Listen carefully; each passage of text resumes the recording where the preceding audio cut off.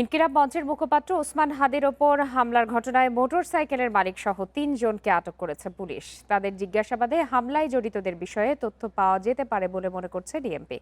এদিকে ঘটনার ২ দিন পার হলেও ধরাছোঁয়ার বাইরে শুটার সহ অপরাধীরা। ইনকিলাব মঞ্চের মুখপাত্র শরীফ ওসমান হাদিকে গুলির পর থেকে লাপাত্তা মূল সন্দেহভাজন ফয়সাল ও তার সহযোগী। আসামিদের দেশ ছাড়া নিয়েও সামাজিক যোগাযোগ মাধ্যমে চলছে সমালোচনার ঝড়। প্রশ্ন উঠেছে আইনশৃঙ্খলা বাহিনীর সামর্থ্য নিয়ে।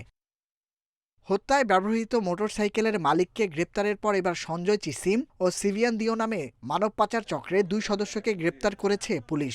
পুলিশ বলছে ওসমান হাদির গুলির ঘটনায় মূল অভিযুক্তদের দেশত্যাগের তথ্য নেই। বিকেলে ডিএমপি মিডিয়া সেন্টারে এক ব্রিফিংয়ে এ তথ্য জানানো হয়।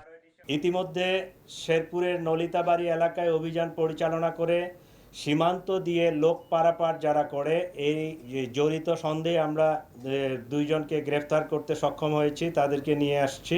মোটরসাইকেলের যে মালিক মনে করছে এরকম একজনকে র্যাব আটক করে আমাদের হাতে সোপর্দ করেছে। পুলিশ জানায় দেশের সব সীমান্তে নজরদারি বাড়ানো হয়েছে। মূল অভিযুক্ত ফয়সালের পাসপোর্ট ব্লক করে রাখা হয়েছে।